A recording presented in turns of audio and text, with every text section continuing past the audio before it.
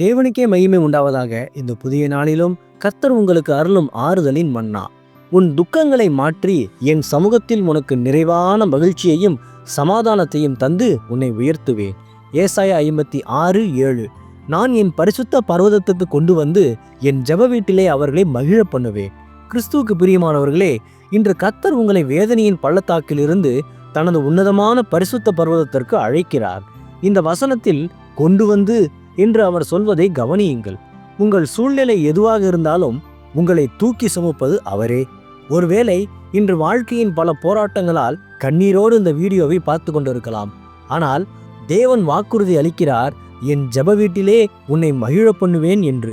உங்கள் பாரங்கள் அனைத்தும் இறக்கி வைக்கப்படும் இடமே தேவனுடைய ஜெப வீடு. ஜெபம் என்பது ஒரு விடுதலையின் திறவுகோல். கர்த்தருடைய சமூகத்தில் காத்திருந்து ஜெபிக்கும் போது உங்கள் இருதயம் பரிசுத்த ஆவியானவர் அருளும் விவரிக்க முடியாத சந்தோஷத்தால் நிரம்பும். நிச்சயம் உங்கள் துக்கம் சந்தோஷமாக மாறும். கர்த்தரே உங்களை மகிழ பண்ணுவார். ஆமேன். ஜெபிப்போம்.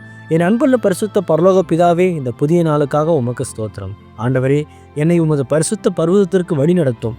என் கவலைகளை நீக்கி உமது ஜெப வீட்டிலே எனக்கு தெய்வீக மகிழ்ச்சியையும் சமாதானத்தையும் தாரும். இயேசுவே, கடன், வியாதி, மனவேதனை போன்ற போராட்டங்களில் சிக்கி தவிப்பவர்களை நீர் தொட்டு இப்போதே பூரண விடுதலை தாரும்.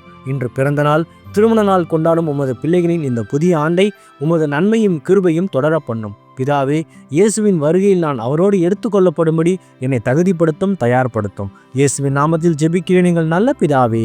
ஆமேன்.